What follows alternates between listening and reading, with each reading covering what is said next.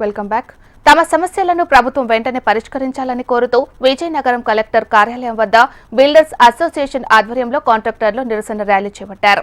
దీర్ఘకాలంగా పెండింగ్ లో ఉన్న నిర్మాణ పనులు, బకాయి బిల్లులను చెల్లించాలంటూ కాంట్రాక్టర్లు పెద్ద ఎత్తున ప్లకార్డులతో నిరసన తెలిపారు. కాంట్రాక్టర్లంతా అప్పుల పాలై ఆర్థికంగా ఇబ్బందులు ఎదుర్కొంటున్నారని ఆవేదన వ్యక్తం చేశారు. విజయనగరంలో కాంట్రాక్టర్ల ఆందోళనపై మరింత సమాచారం మా ప్రతినిధి శ్రీధర్ అందిస్తారు.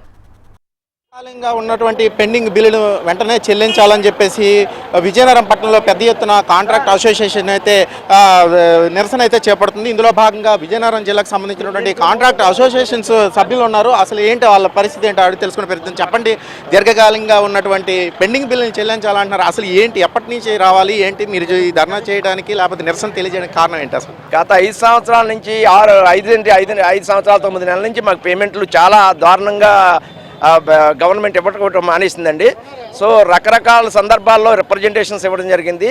మేము బిల్డర్స్ అసోసియేషన్ ఆఫ్ ఇండియా, అలాగే సబ్కా, అలాగే వేరియస్ గవర్నమెంట్ కాంట్రాక్టర్స్ అసోసియేషన్ అంతా కూడా మా బిల్లులు వెంటనే చెల్లించాలని గవర్నమెంట్ మీద మీ ద్వారా తెలియజేసుకుంటున్నాం. మేమంతా గవర్నమెంట్ ఏ గవర్నమెంట్ ఉన్నా కూడా గవర్నమెంట్ వర్కుల్లో భాగస్వాములు అయ్యి అభివృద్ధిలో భాగస్వాములుగా ఉంటాము.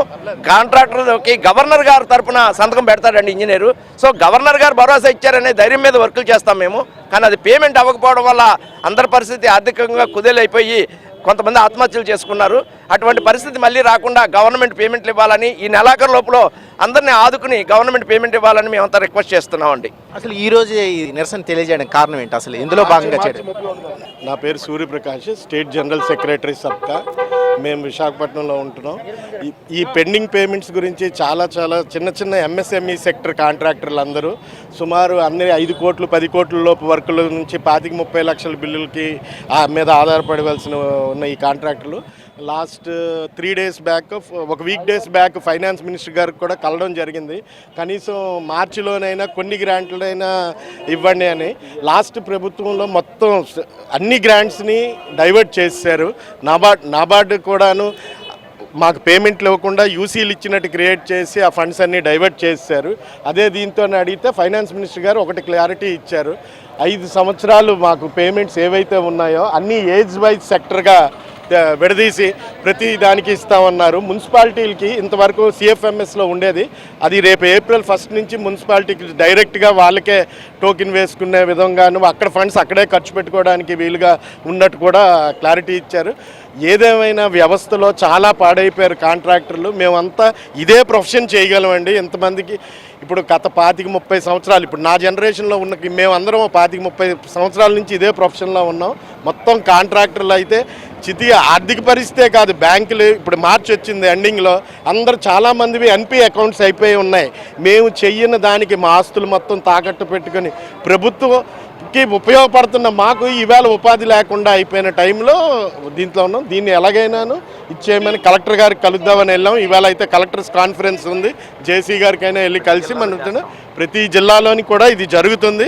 విజయవాడలో మొదలుపెట్టాం, విజయవాడ నుంచి మొన్న కాకినాడ, ఈవేళ ఏలూరు అయింది, రేపు వైజాగ్లో సేమ్ ఇదే చేస్తున్నాం.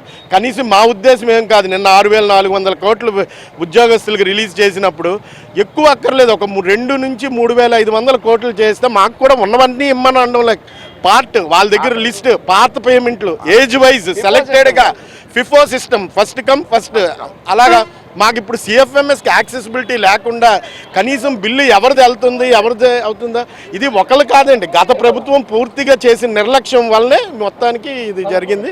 అందరికీ ముద్దు జరగాలి. గత ప్రభుత్వం చేసిన తప్పిదమే ఈ కూటమి ప్రభుత్వం కూడా తప్పిదం చేయకుండా మన కాంట్రాక్ట్ బిల్లుని వెంటనే చెల్లించే విధంగా చర్యలు తీసుకోవాలని చెప్పేసి ఇక్కడ ఉన్నటువంటి కాంట్రాక్టర్ అసోసియేషన్ సభ్యులైతే చెప్తున్నటువంటి పరిస్థితి. వీడియో జర్నలిస్ట్ ఉమా మహేశ్వరతో శ్రీధర్, HM TV, విజయనగరం జిల్లా నుంచి.